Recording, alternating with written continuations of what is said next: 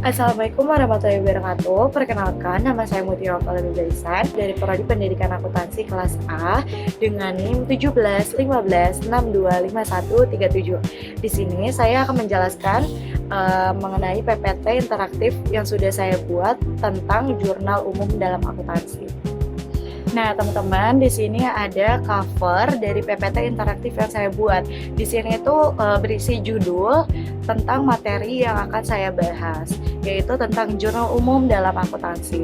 Next.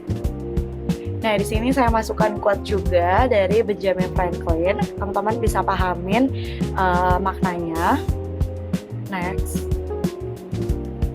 Nah, di sini itu terdiri menu yang berisi tujuan, materi, contoh, video pembelajaran, latihan soal, profil, dan terakhir ada penutup. Pertama kita ke tujuan terlebih dahulu. Di sini ada 3 tujuan. Tujuan yang pertama yaitu untuk memahami pengertian jurnal, di mana mahasiswa atau siswa ini diharapkan tahu apa itu jurnal umum. Yang kedua, untuk mengetahui fungsi dari jurnal umum supaya mahasiswa atau peserta didik itu paham kegunaan dari jurnal umum tersebut. Dan yang terakhir, diharapkan mahasiswa atau siswa ini tuh mampu mencatat transaksi sederhana. Jadi mereka tuh nggak hanya paham secara teori, tetapi mereka juga paham dalam melakukan praktiknya dalam membuat jurnal umum. Nah, kita lanjut ke materi. Di sini ada 8 materi yang saya masukkan. Yang pertama ada pengertian. Pengertian dari jurnal umum adalah buku pencatatan pertama dalam akuntansi yang digunakan untuk mencatat semua transaksi keuangan secara kronologis atau berdasarkan tanggal dan waktu kejadian. Yang kedua, di sini ada tujuan dari materi. Tujuan dari materi jurnal umum ini adalah untuk mencatat setiap transaksi secara sistematis dan berurutan. Yang kedua, memudahkan proses pemindahan atau anak akuntansi biasa sebut itu posting ke dalam buku besar. Yang ketiga, menyediakan informasi transaksi secara lengkap. Yang keempat, menghindari kesalahan pencatatan dalam transaksi. Yang kelima, menjadikan bukti awal dalam proses akuntansi. Selanjutnya, di sini ada fungsi, di mana jurnal umum ini memiliki beberapa fungsi. Fungsi yang pertama, fungsi historis atau mencatat transaksi berdasarkan waktu atau tanggal kejadian. Nah, yang kedua ada fungsi pencatatan, di mana fungsi ini itu untuk mencatat semua transaksi keuangan yang terjadi. Yang ketiga, fungsi analisis. Fungsi ini untuk menentukan akun yang didebit dan mana akun yang dikredit. Yang keempat, di sini ada fungsi instruktif. Fungsi ini itu fungsinya untuk memberikan perintah untuk memposting ke dalam buku besar. Dan yang terakhir ada fungsi informatif, di mana fungsi ini memberikan informasi detail tentang transaksi yang terjadi.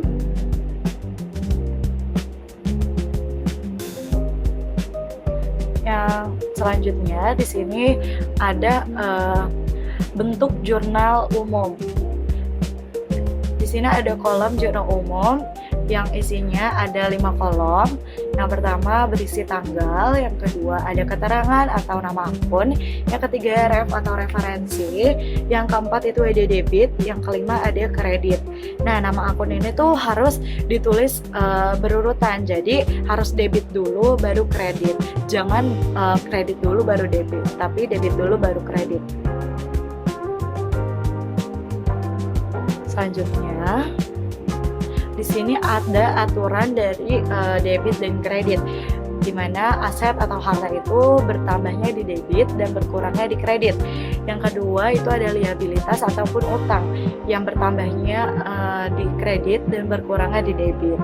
Nah, yang ketiga ini ada ekuitas atau modal, ini berkurang di debit dan bertambahnya di kredit.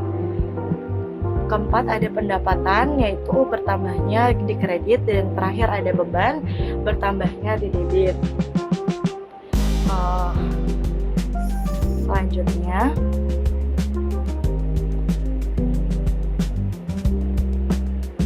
Di sini ada langkah dalam mencatat jurnal umum. Yang pertama itu identifikasi transaksi. Jadi sebelum kita masuk ke dalam pencatatan, kita identifikasi dulu nih transaksi yang terjadi gitu. Terus yang kedua, tentukan akun yang terlibat. Jadi sebelum kita masukkan ke dalam pencatatan jurnal umum, kita harus tentukan akun-akun apa sih yang terlibat dalam transaksi tersebut. Dan yang ketiga itu analisis posisi debit dan kredit, di mana analisis posisi debit dan kredit ini itu sudah sesuai dengan aturan debit dan kredit. Jadi jangan sampai salah, akunnya yang harusnya di debit malah jadi masuk kredit, yang harusnya di kredit malah masuk debit. Jadi harus paham dulu akun-akun yang masuk ke dalam debit dan kredit. Selanjutnya adalah yaitu memasukkan ke dalam jurnal umum. Jadi setelah kita mau melakukan beberapa langkah, kita langsung masukkan ke dalam jurnal umum. Dan yang terakhir adalah periksa keseimbangan debit dan kredit. Jadi debit dan kredit ini harus balance. Jangan sampai debit dan kredit ini tuh nggak balance, tandanya ada kesalahan yang terjadi dalam transaksi yang kita lakukan. Ya, selanjutnya di sini ada alur proses dari jurnal umum. Yang pertama itu jurnal umum, yang kedua ada posting buku besar, yang ketiga neraca saldo, yang keempat adalah laporan keuangan. Nah, selanjutnya di sini ada kesimpulan di mana jurnal umum adalah dasar dari seluruh proses akuntansi. Karena semua transaksi itu pertama kali dicatatnya tuh di jurnal umum untuk masuk ke dalam proses berikutnya atau laporan keuangan. Next. Kita ke contoh. Di sini ada contoh soal. Pada 1 April 2026, perusahaan itu menerima kas sebesar 5 juta rupiah sebagai modal awal. Dan ini adalah pencatatannya nih, jangan sampai salah ya teman-teman. Jadi di sini ada kas dulu, baru modal kasnya bertambah di debit dan modalnya bertambah di kredit. Oke. Selanjutnya di sini ada video pembelajaran yang saya cantumkan mengenai jurnal umum. Teman-teman bisa nonton video pembelajarannya di sini ya.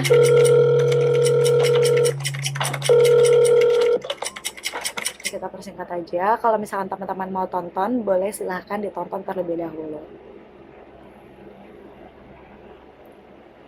Nah, selanjutnya kita masuk ke dalam latihan soal nih teman-teman. Kan tadi udah saya jelaskan tentang tujuan, materi, bahkan sudah saya kasih contoh dan video pembelajaran jurnal umum itu sendiri. Jadi kita lanjut ke latihan soal. Nah, ini soal yang pertama, kita pencet. Nih, soalnya itu pada tanggal 1 Januari 2025, pemilik menyetorkan modal tunai sebesar 10 juta.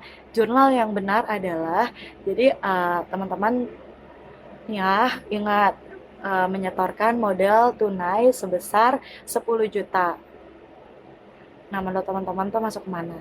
Nih, kalau jawabannya salah, kita harus mengulang, jadi kita nggak bisa ke soal berikutnya. Jadi harus benar-benar betul, baru kita bisa lanjut ke soal berikutnya.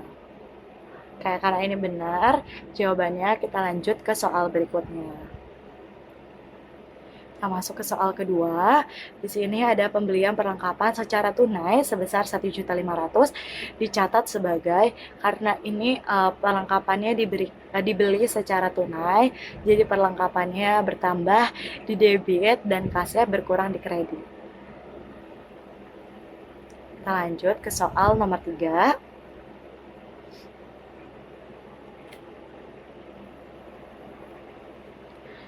Nah, pembelian peralatan secara kredit teman-teman sebesar 3 juta itu akan dicatat dalam jurnal akuntansinya, karena dia berarti kredit itu berhutang ya teman-teman, atau tidak membayar secara tunai.